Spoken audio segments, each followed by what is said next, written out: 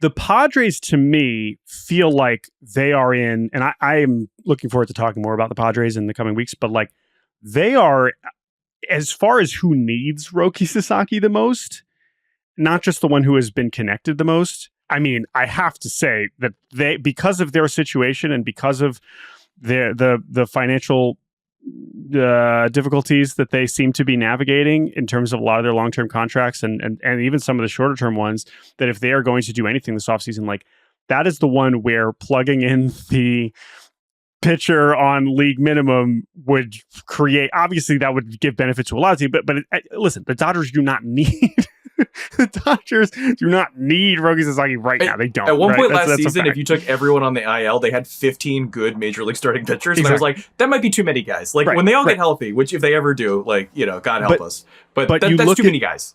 Yeah, and you could even say the same thing about the Yankees to some degree. And so while every team could use Sasaki and should want Sasaki, the Padres feel uniquely like landing him would be so important towards just like the overall health and direction of the franchise, because of like the flexibility that it gives you to make other trades to feel good about the status of your rotation that right now is Darvish, Cease, who's on the trade block, Michael King, who's awesome, but again, not under long-term contract, and then like Matt Waldron and who knows what else, right? And they don't seem to have the money right now to be able to do anything about that. And so Sasaki is like, he would just immediately be their 2, 3, 4 starter, whatever. And they've, of course, been talking about him openly for a long time.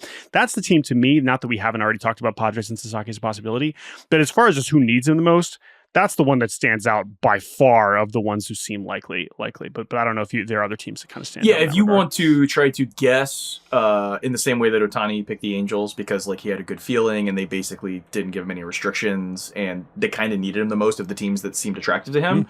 The Padres definitely need him the most. And if you want to then use that as a proxy for, well, now their pitch will be the most effective. They will try the hardest to do the recruiting stuff. Like they're a team that's built around stars. Like God forbid they get one more. They also have DeVries and Salas on the way. But they also don't have Robbie Snelling and Adam Mazur and those guys they traded for rental Tanner Scott, who's already out the door.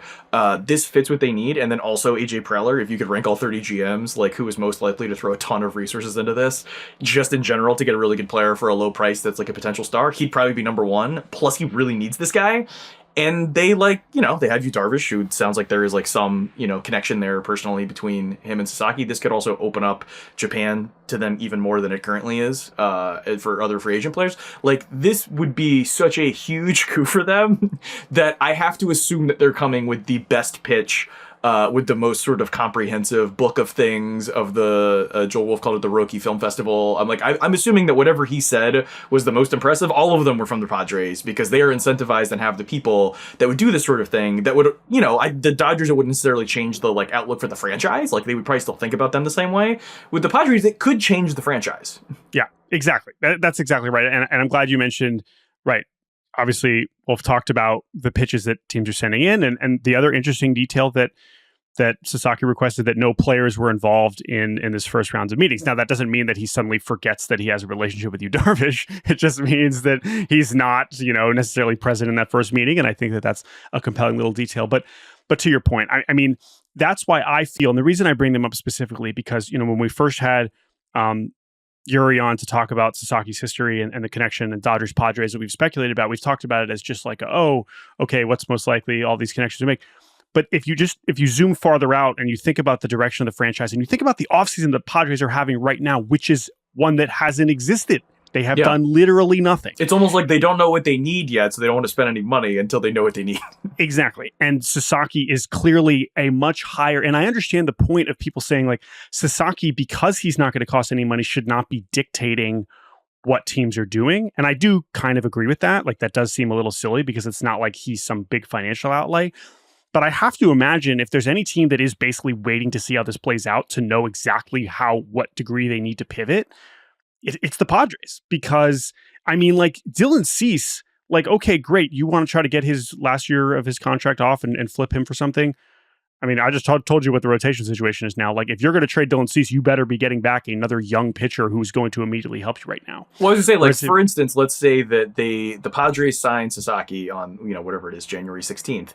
And then the next day can trade Cease to Baltimore for, this is not reporting, but hypothetically, Cade Povich and Heston Kjerstad.